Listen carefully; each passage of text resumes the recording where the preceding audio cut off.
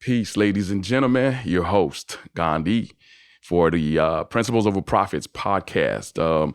This segment here is basically about some correction and clarification that I wanted to bring about our last episode, our inaugural episode anyway, on the subject of subjectivity and its relation to art or music specifically. So the error, what was the error? I was, in wanting to correct a fallacy, I also continued, in a sense, the fallacy. What do I mean by that, right? I remember the question arose or emerged from the discourse or the speech that Jay-Z had at the last Grammy Awards, right? Where he, said that, well, music is subjective.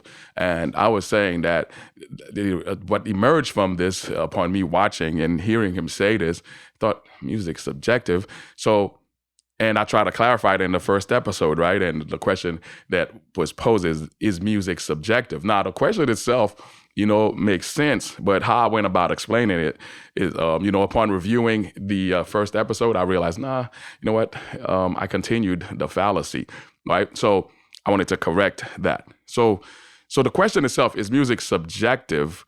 Is formulated incorrectly, right? Why is that? Because the concept, right, or the notion of subjectivity has to do with conscious, entities or being. Now, music itself, right, as an entity, meaning as a thing, is not a person, it's not an animal per se, right? It's not a sentient being. It's a thing, or it's something that we've created, right? And it has in and of itself no consciousness. So as such, it cannot have subjectivity, and therefore it cannot be subjective. Now, what we mean generally when we and I think that's what I wanted to point out in the first episode, right? Generally, when we make the statement, music is subjective, what we really mean to say, right? And this is where what I should have specified, right, in the first episode, is that what we really want to say and how we should articulate, this is, or the idea anyway, is that it's how we feel. Like this is what I was trying to explain. What we mean by the music is subjective is saying that, people, various people respond differently to music or art, right? And I give a bunch of philosophical reasons, as per why that may happen, because we each, and I think that's what we're trying to imply when we make that statement, because every individual has his or her own taste, her own disposition or predisposition even, right? And their own context. And as such, this is what we mean by music is subjective, which means that we may interpret the music or the art differently, according to how we are, right? And I guess what I wanted to, my counter argument to that anyway, would be, music itself, right? I don't think it's subjected to our subjectivism per se. So what do I mean by that? And this is where I'm bringing the clarification on the first episode.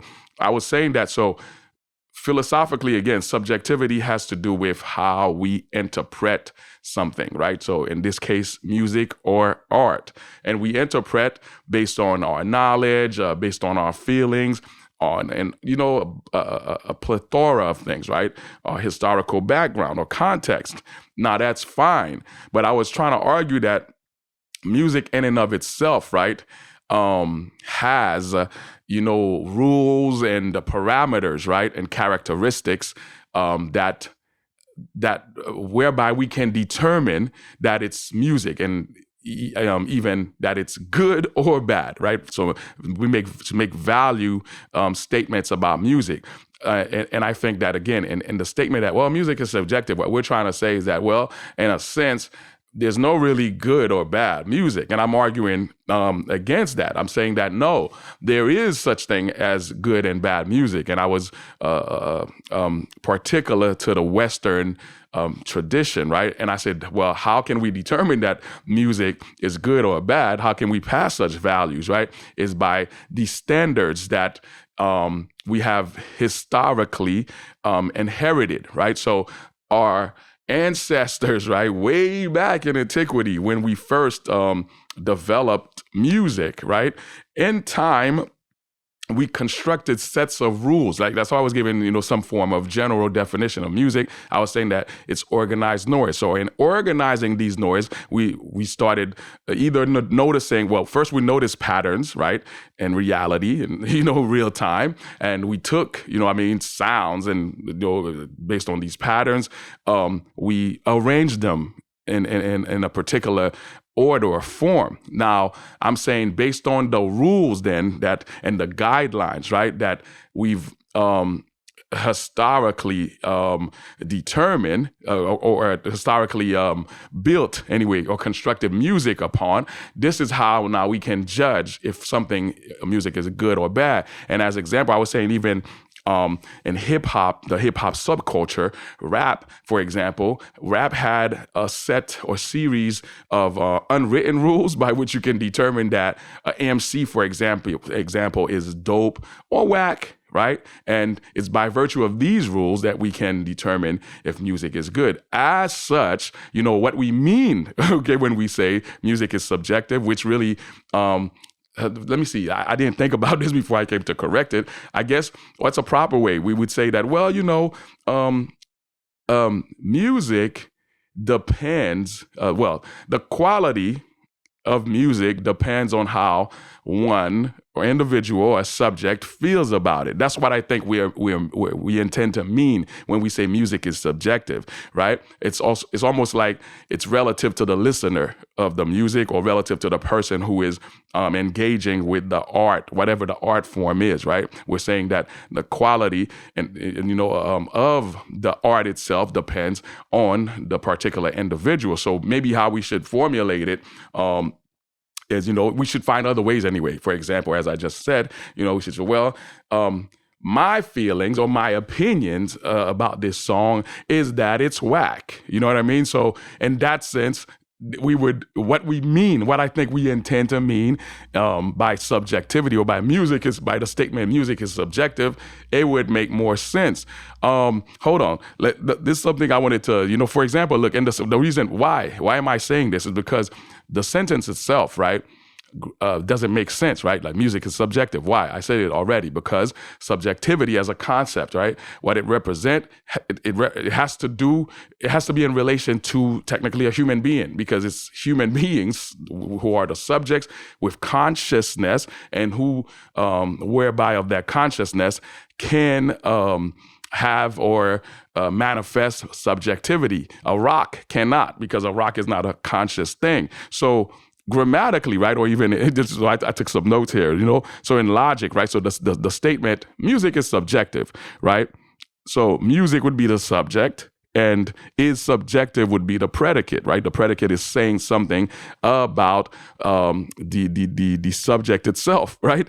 But if you think about it, right, music is subjective by definition, and this is what I was trying to argue for, and this is what I came to clarify, it makes no sense, right? Music is subjective. Really, well, like I said, what we really mean is how we respond to music, right? We determine the quality of music by virtue of the listener or the person who is appreciating, right, the art form, whatever it may be, whether it be music, painting, theater, etc., right? And in conclusion, I was arguing. At first, I was trying to bring the clarification, which I did in the first episode, and now I'm trying to do so right now.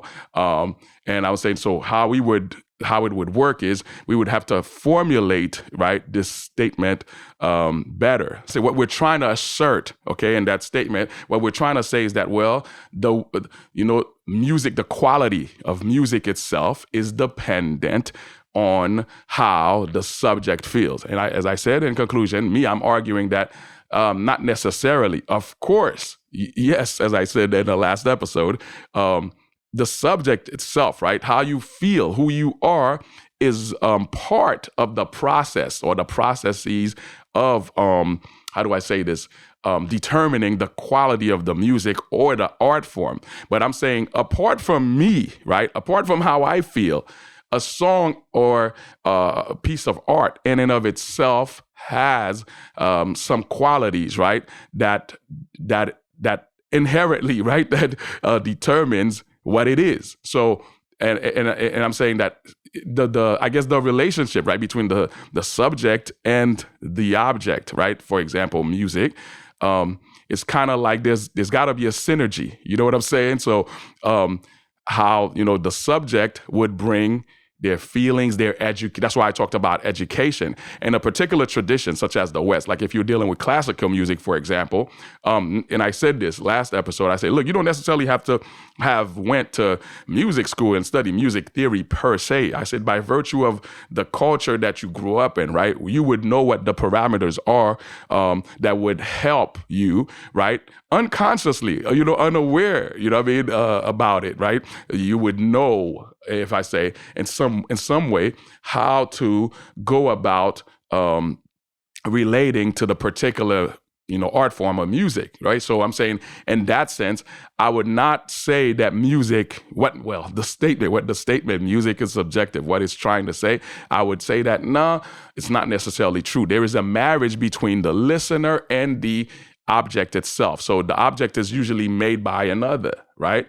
I guess in some instances, right, like me myself being a rapper, composer, etc., right, being an artist, right, I make a piece of art, I make a song, etc., and I may have a particular way of interpreting the song, you know what I mean? And in that sense, I'm just trying to point out, I guess, there's the tension between, the creator of the art and how the creator of the art who made the art interprets the art. There's a little bit of complexity here, but I'm saying apart from that, right?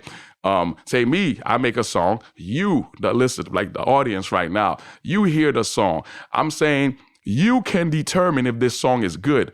It's not, and it shouldn't be, strictly by virtue of how you feel about me or about the particular sounds that you're hearing. I'm saying that if depending on what if I'm making, say, for example, a rap song, you should be able, right, by virtue of one, the culture, the Western, North American culture, because this is where that particular art form originated from, by virtue of the culture, by virtue of, your experiential, knowledge of the culture itself, you should be able, by the rules also of the subculture. What I mean by culture, I was talking about greater North American culture, and by subculture, I'm talking about hip hop. So if you understand hip hop, right, even somewhat, you should be able to determine, yeah, you know what? Gandhi, he a dope MC, or he whack, and that song therefore is whack. So I hope what I've said here